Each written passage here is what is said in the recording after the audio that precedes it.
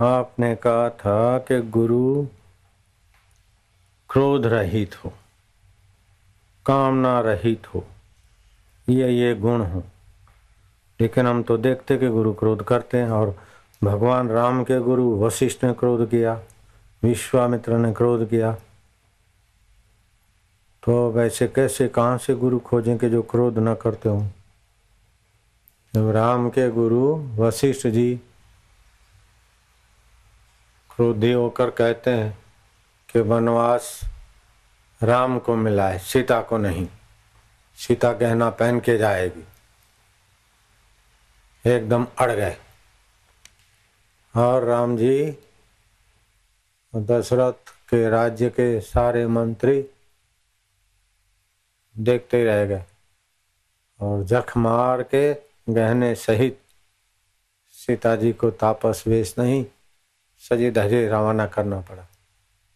दशरथ जी के गुरु थे, राम जी के गुरु थे। वशिष्ठ ने क्रोध किया, विश्वामित्र ने भी क्रोध किया दशरथ पर।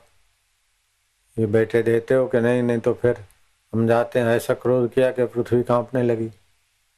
और शिव जी कहते हैं गुरु क्रोध रहित होना चाहिए। तो वैसे ऊंचे गुरु में भी क्रोध तो देखा जाता है। तो क्रोध रहित वाले गुरु कहाँ से खोजे। और तुम जिसको गुरु मानते हो वो तुम्हारे बापू भी हो, क्रोध करते ही हैं, सीधी बात है। और काम है तभी तो बेटा बेटी के, तो कहाँ से लाए काम रहित क्रोध रहित गुरु जी। भगवान राम बैठे थे पंचवटी में लक्ष्मण जी के साथ। ये तुम्हारे तरफ से मैं सवाल कर रहा हूँ, ठीक है कि नहीं है? बराबर पकड़े महाराज को। हाँ जी।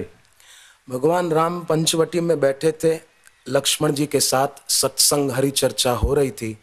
तुलसीदास जी ने तब लिखा है, बैठे परम प्रसन्न कृपाला।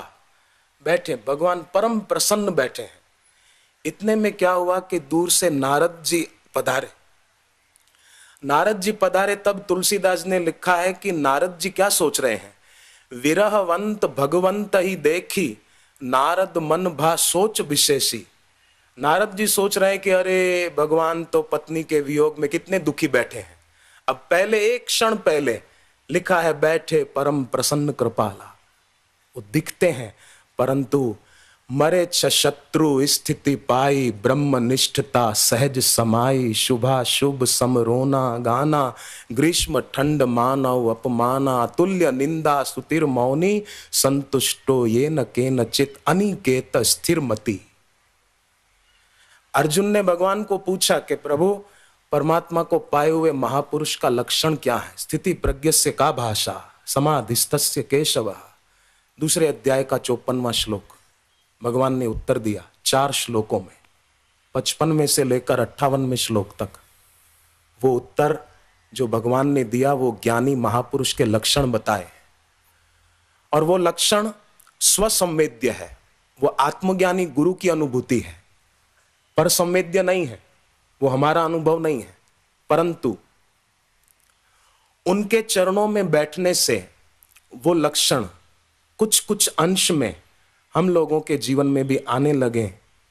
ये प्रत्यक्ष प्रमाण है गुरु के काम क्रोध विनिर्मुक्ता सदाचारा जितेंद्रिया। विदेश में रहने वाले साधक, भोग प्रदान देश में रहने वाले साधक कितने कितने वर्षों तक ब्रह्मचर्य से रहते हैं। ये गुरु के काम क्रोध रहित का प्रत्यक्ष प्रमाण है, गुरु के भक्ति के प्रभाव का और गुरु के स्वभाव का प्रत्यक्ष प्रमाण। और गुरु क्रोध करते हुए दिखते हैं।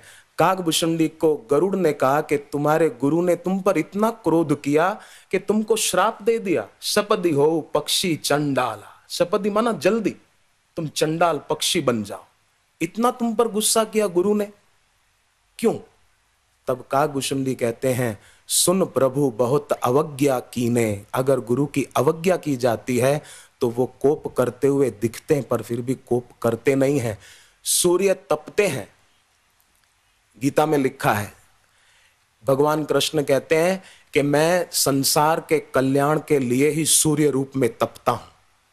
तो गुरु कभी कभी कोप करते हुए दिखते हैं, वो भी इसलिए कि समुद्र का खारा पानी जरा जरा वाष्पीभूत हो जाए और मीठा करके फिर बरसा दूं। सूर्य भी कोप करते हैं ना, गर्मी बरसाते हैं तो तपन बरसाते हैं, तो खारापन दूर करके फिर मीठा करके बरसा देते हैं।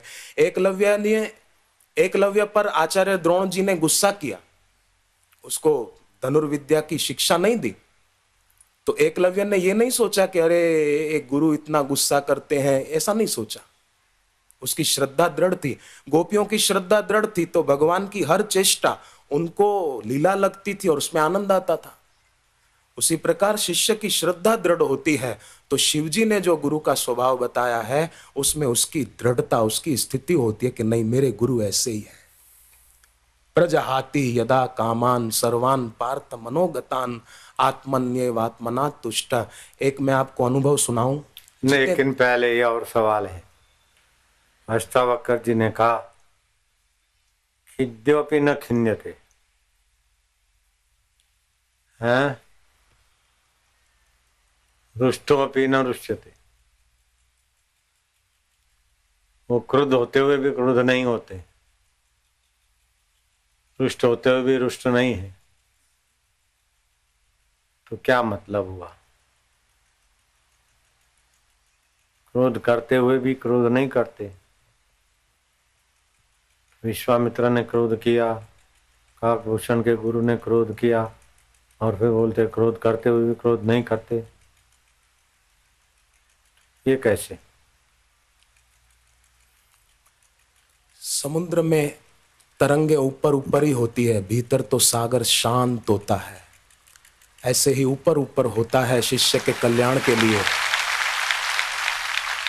अष्टावक्र जी ने ही ये भी कहा है, भोला बाबा ने उनका वो अनुवाद जो किया छंदावली में, देता दिखाई भ्रांत सा भीतर परम ही शांत है। भीतर परम शांत है, और उसी भीतर की परम शांति का प्रभाव है कि इतने संख्या में भक्त भी शांत बैठे रहते हैं। कितनी शांति, संख्या कितनी और शांति कितनी। नहीं तो ऐसे घोर कली काल में इतनी संख्या में अपन घर पे बैठे होते तो फ्रिज का ठंडा पानी पीते, पंखा या एसी चलाते, यहाँ कोई सुविधा नहीं बाह्य, पर फिर भी शांति कितनी अद्भुत है। वो तो आपके प्रभाव से सुन रहे हैं इसीलिए। एक बार जोधपुर में मैं गया था, बापूजी ने कहा तू जोधपुर पहुंचा है, 3-4 साल पहले की बात है। तो जोधपुर आश्रम में सत्संग करना 2-3 दिन जब तक रुके, समिति वालों को बोल दे कल से ही सुबह से ही करना। समझो आज मैं पहुंचा और कल से शुरू हुआ। सुबह 10 से 12, 12:15 तक सत्संग पूरा हुआ। दूरभाष के माध्यम से बापूजी से बात हुई। गुरुदेव ने पूछा कितने लोग थे सत्संग में। मैंने कहा बापू मात्र 250-300 लोग थे। तो बापूजी ने कहा कि वही सुरेश है और वही जोधपुर है। पिछले साल कितनी भीड़ थी और कितना बड़ा पंडाल था। मैंने कहा वो बापूजी थे तभी थी भीड़। अभी बापू ने कहा सुरेश तो वही है। नंदी अकेला हो, बैल अकेला हो तो लोग डंडा मार देंगे, शिव जी के साथ होगा तो सब प्रणाम करेंगे।